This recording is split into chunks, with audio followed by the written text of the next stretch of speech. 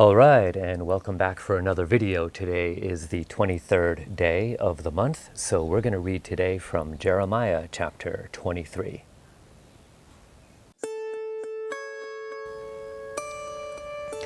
All right, welcome back. This is Teddy, and I just want to point out that Jeremiah chapter 23 starts out with a promise and then continues into a warning. And the promise will be fulfilled after the warning is fulfilled. So what the Father said through the prophet Jeremiah is that even though that warning will come to pass, the promise is that after that has come to pass, I will do this, and I will do this, and I will do this. I will fulfill my promises. I will still love you. I will still care for you. So let's get right into that. Jeremiah chapter 23, reading from Lamsa's English translation from the Aramaic. Woe to the shepherds who destroy and scatter the sheep of my pasture, says Yahweh. Therefore, thus speaks Yahweh, Elohim of Israel, against the shepherds who feed my people. You have scattered my flock, and have caused them to go astray, and have not visited them. Behold, I will punish you according to your evil doings, says Yahweh. And I will gather the remnant of my flock out of all the countries where I have driven them, and I will bring them again to their folds, and they shall be fruitful and increase. And I will set shepherds over them who shall feed them, and they shall fear no more, nor be scattered, nor shall they go astray, says Yahweh. Behold, the days are coming, says Yahweh, when I will raise up for David a righteous heir, and he shall reign over the kingdom with understanding, and shall execute justice and righteousness in the land. In his days Judah shall be saved, and Israel shall dwell securely. And this is the name whereby he shall be called, Yahweh our righteousness. Therefore, the days are coming, says Yahweh, when it shall never be said again, Yahweh lives, who brought up the children of Israel out of the land of Egypt. But Yahweh lives, who brought up and led the house of Israel out of the north country, and from all the countries where they had been scattered, and they shall dwell in their own land. Verse 9. My heart is broken within me because of the prophets. All my bones shake. I am like a drunken man, and like a man who is overcome by wine, because of the presence of Yahweh, and because of the words of his holiness. For the land is full of adulterers and robbers. Because of these men the land mourns, and the pastures of the shepherds in the wilderness are dried up, and their yield has been poor, and they did not flourish. For both prophets and priests have become pagans.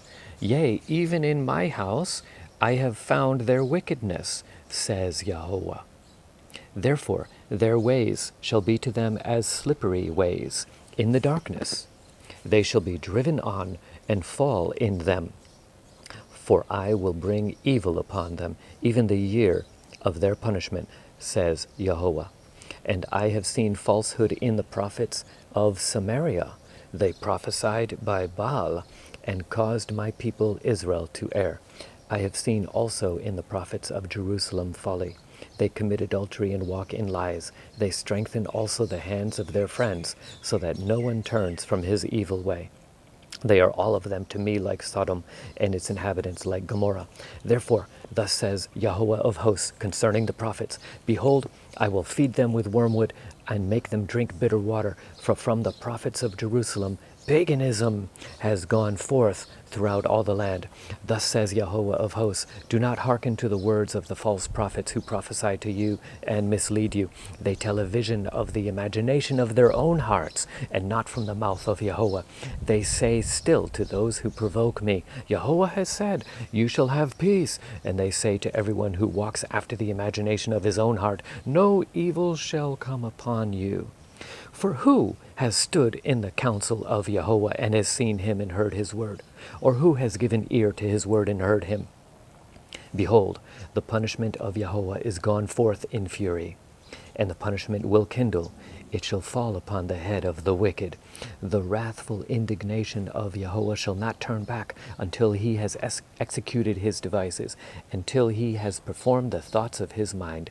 In the latter days you shall discern it perfectly. I have not sent these prophets, yet they have gone forth. I have not spoken to them, yet they prophesied. But if they had stood in my counsel and had caused my people to hear my words, then they would have turned them from their evil ways and from the evil of their doings. I am Elohim who is near, says Yahweh Elohim, and not a Elohim afar off. That's verse 23 of chapter 23. I'm going to continue in a minute, but let me take a break here and read that same verse from the Hebrew. The New King James reads, I am a God near at hand, says the Lord, and not a God afar off. In the Hebrew, Ha'elohe mikarov ani, na'um Yahovah velo Elohe mirachok. I am the Elohim that is close, and not Elohim Yahovah, who is afar off. Verse 24. If any man should hide himself in secret places, I will see him, says Yahweh. Behold, heaven and earth are filled with me, says Yahweh of hosts. I have heard what the prophets have said, who prophesy lies in my name, saying, I have dreamed a dream. How long shall there be in the mouth of the false prophets prophecies of lies, prophecies of the deceit of their own heart, who think to cause my people to forget my name by their dreams which they tell every man to his neighbor, as their fathers forgot my name and served Baal. The prophet who sees a dream, let him tell a dream, but he who has my words, let him speak my words faithfully. Why do you mix chaff with the wheat, says Yahweh, or why do you mix lies with the truth? Why do you mix chaff with the wheat, says Yahweh? 29. Behold, my words issue like a fire, says Yahweh, and like a hammer which breaks the rock in pieces. Therefore, behold, I am against the prophets, says Yahweh, who steal my words, every one from his neighbor. Behold, I am against the prophets, says Yahweh, who pervert their tongues and say, Thus says Yahweh, Behold, I am against the prophets who see false dreams, says Yahweh, and tell them, and lead my people astray by their lies and their wantonness. Yet I did not command them, nor send them, so they do not profit this people at all. And when this people, or a prophet or a priest, shall ask you and say to you, What is the word of Yahweh? You shall say to them, This is the word of Yahweh. I will utterly uproot you, says Yahweh.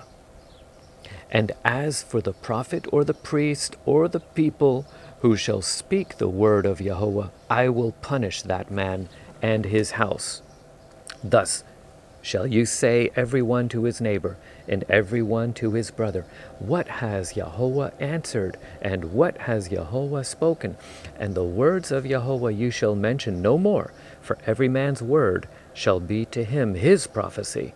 For you pervert the words of the living Elohim, Yahweh of hosts, our Elohim.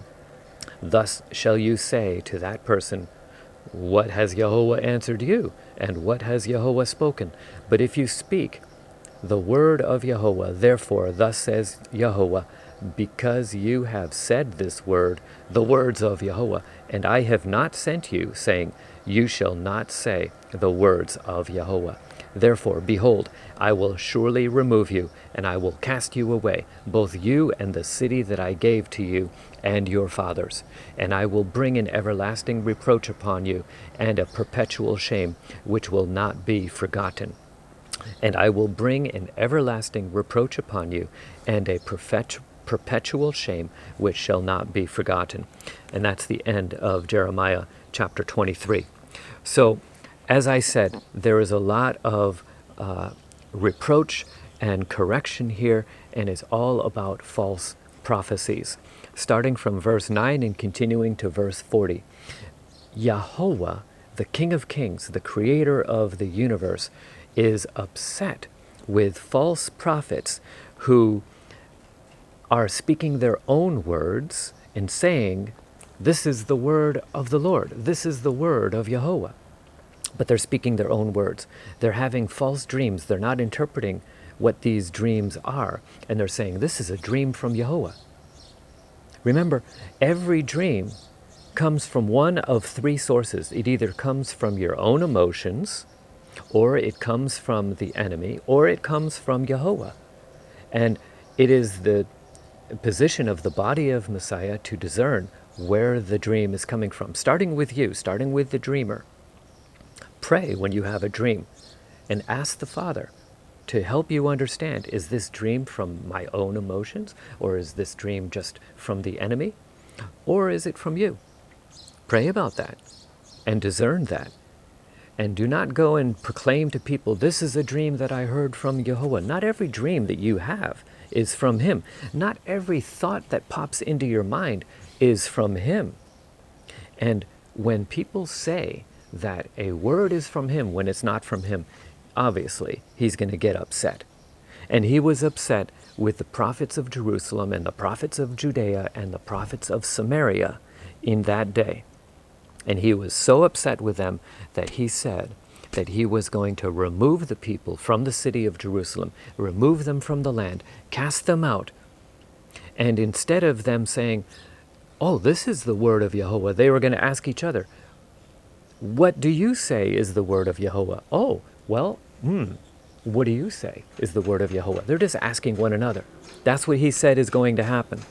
The word of prophecy is not going to be there anymore. But before he gave all of this reproach, he started out the first 8 verses by saying some amazing promises. And first of all, woe to the shepherds who scattered my people. If you're a shepherd, and if you are not speaking the words of Yehovah, woe to you. This applies today just as well as it applies a long time ago.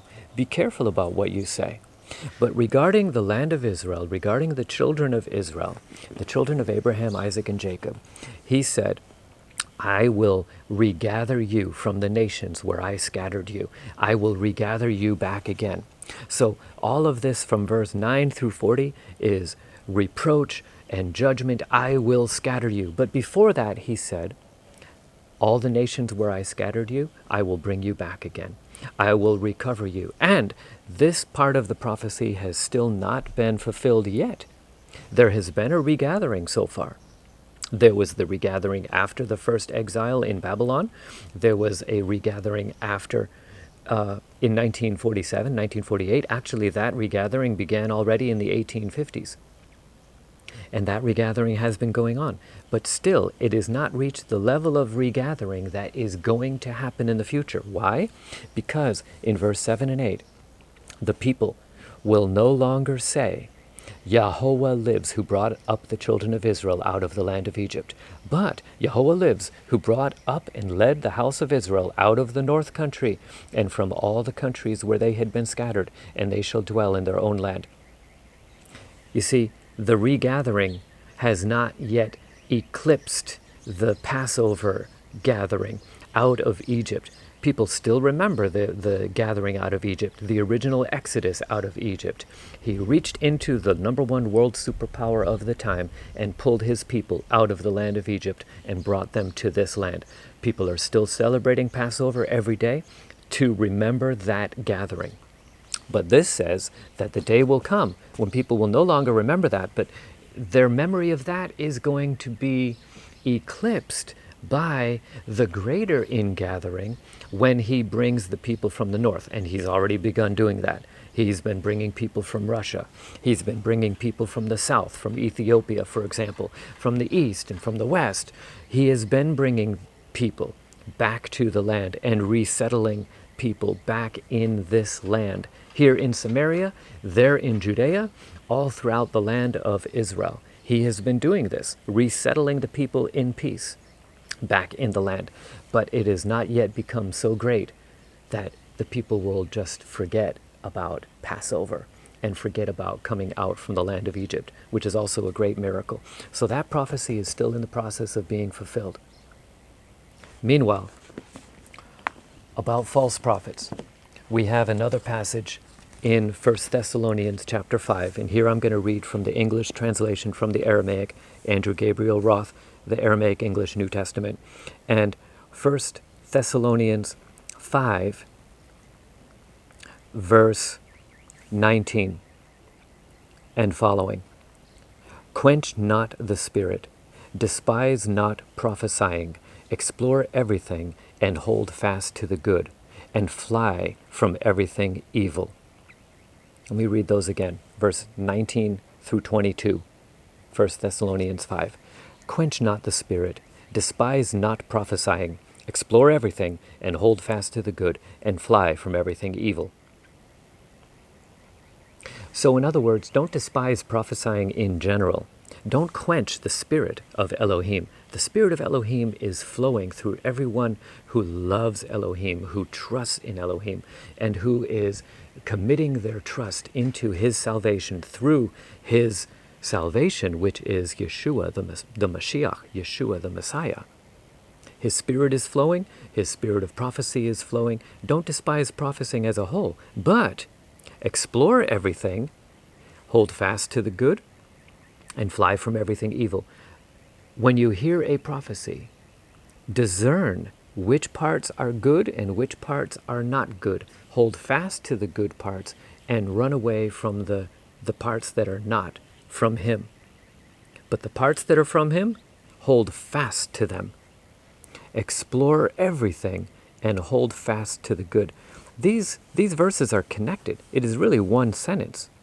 These really shouldn't be separated in our mind as if they are completely different topics. It starts back with verse 16. And be joyful always, pray without ceasing, and in everything be thankful, for this is the will of Elohim in Yeshua the Mashiach concerning you. Quench not the spirit, despise not prophesying, explore everything, and hold fast to the good, and fly from everything evil. And may the Elohim of peace sanctify you all perfectly, and keep blameless your whole spirit and your soul and your body, till the coming of our Master Yeshua the Mashiach. Faithful is he that has called you, who will do it.